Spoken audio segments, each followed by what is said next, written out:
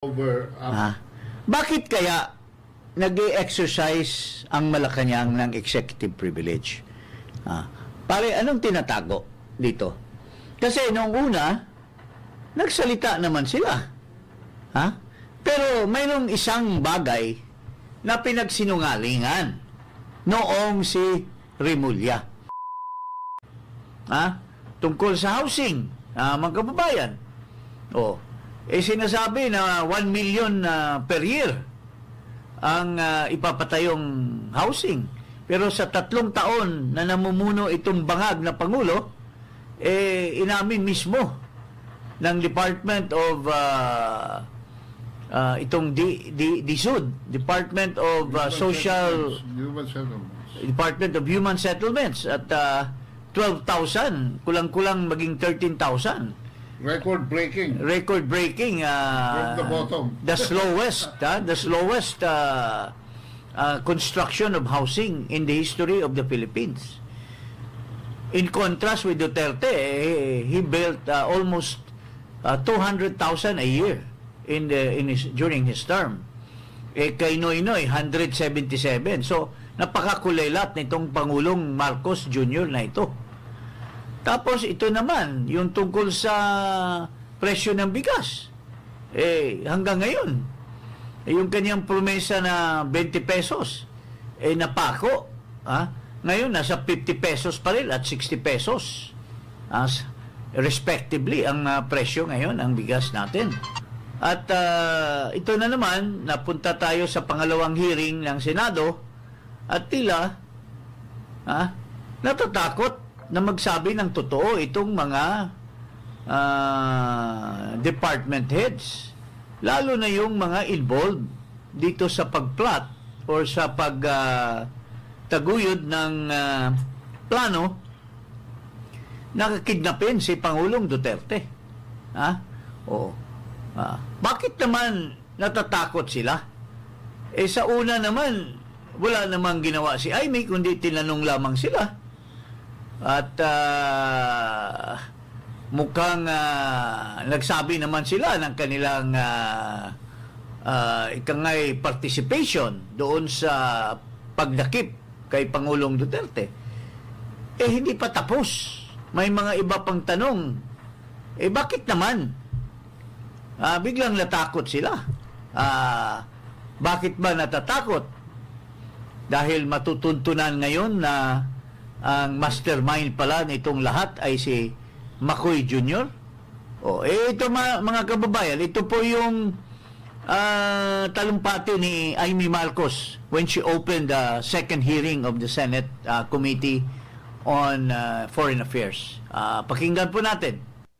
Katulad nung nakarang hearing, ang pag-uusapan po natin ngayon, ito yung sa Committee on Foreign Relations po, i-discuss natin ang clarification of the involvement and the roles of the ICC, the Interpol, and the various government agencies in the arrest of former President Rodrigo Roa Duterte, confirmation that measures were taken to ensure that the rights of the former president under domestic laws and relevant treaties were properly protected, and lastly, that such other matters that may aid the committee in crafting necessary legislation on the coordination between Philippine authorities and international tribunals and law enforcement organizations.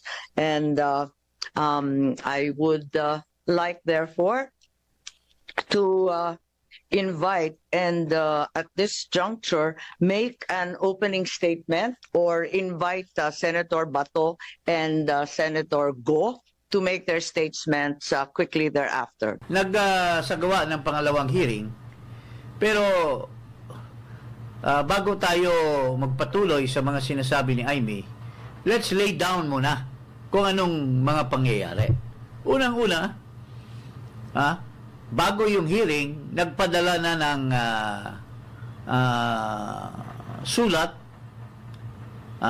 upon the invitation of Aimee Marcos, nagpadala ng sulat in response si Executive Secretary Lucas Bersamin na they will exercise executive privilege that the those who are invited, which are under the executive department, are not allowed to participate in the hearing.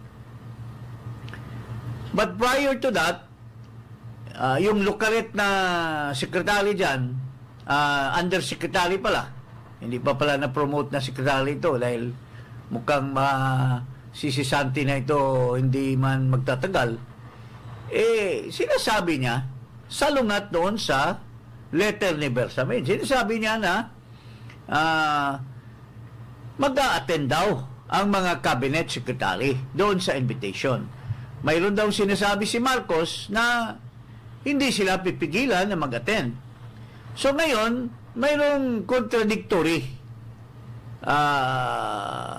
statement versus the actual statement written in a letter to the chairman of the Committee on Foreign Affairs na si Amy Marcos.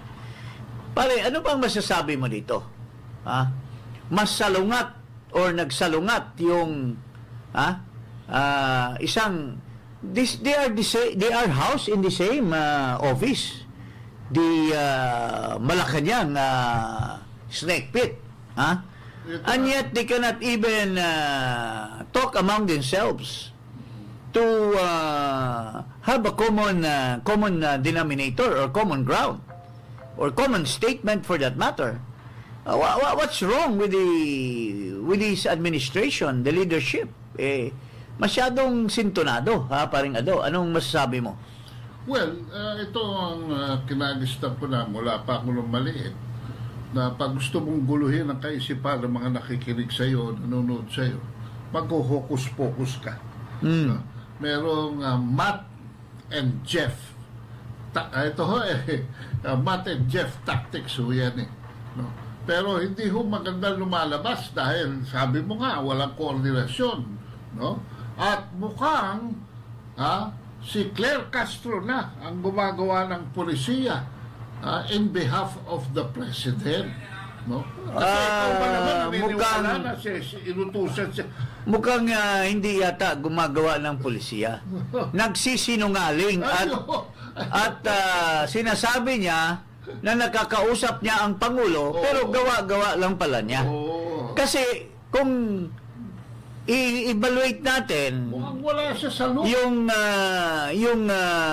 hierarchy of authority, it would seem that the most likely person that is telling the truth and exercising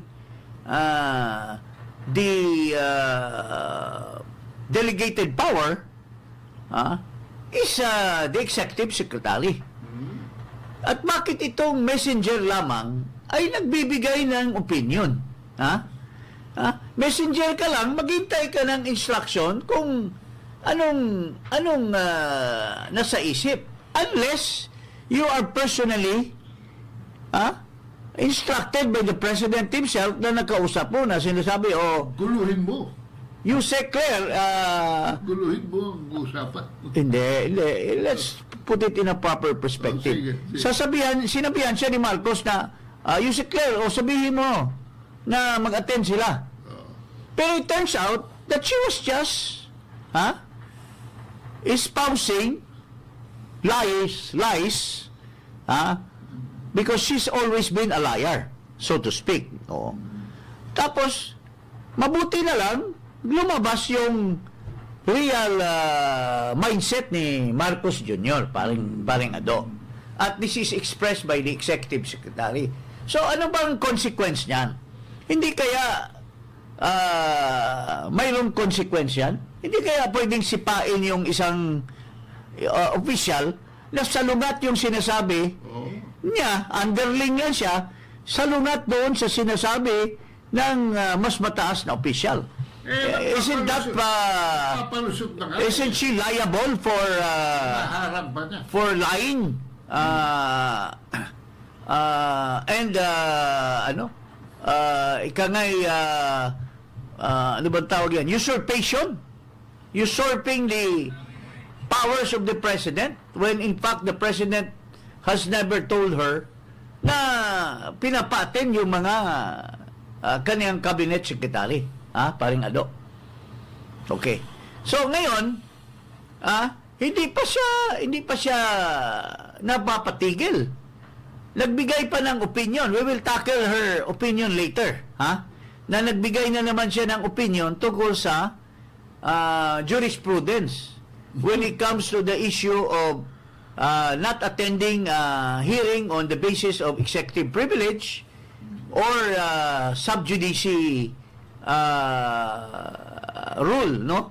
Wherein you cannot speak when you're a party to a case, you cannot speak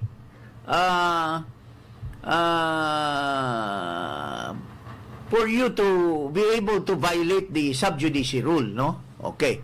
So, ito po, ipatuloy natin yung sinasabi ni Amy Marcos. Legislation, hindi ito saklaw ng karaniwang subjudice na nagbabawal isa publiko ang mga bagay na liniliti sa korte.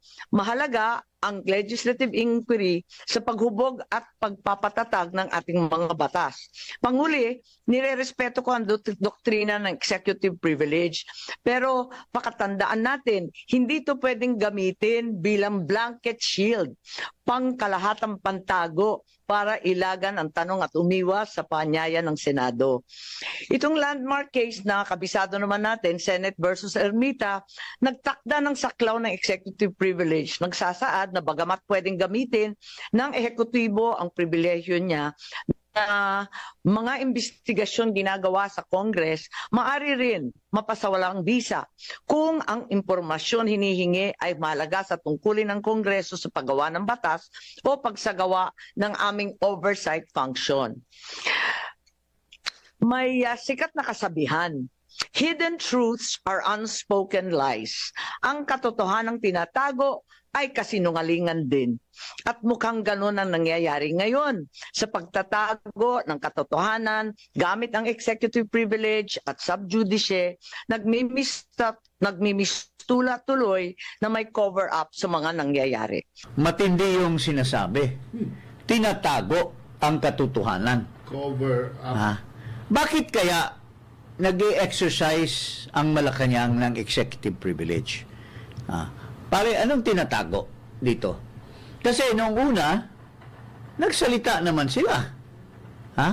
Pero mayroong isang bagay na pinagsinungalingan noong si Remulla. Noong una, kampante siya, siguro ini-impress niya si Pinky Webb. Alam mo naman, may itsura si Pinky Webb. John Vic Remulla. Yung John Vic Remulla, siguro natitilate siya sa beauty ni at nalaglag yung kanyang dahil sa charm ni Pinky na biglang what should have been an executive privilege Pero that would have been the proper exercise of executive privilege. He was able to reveal the plotters, mentioning names, mentioning their positions, and even the circumstances, and which include the leader, the president himself. So, is this what they are hiding from? Yung nireveal ni John B. Remulla, and they are now hiding kasi kung tutumbukan pa ni Amy, tutumbukan ni Bato, tutumbukan ni Alan. Kasi Alan Cayetano has said that he will have more questions. He will have further questions. Si Alan, magaling niya magtanong.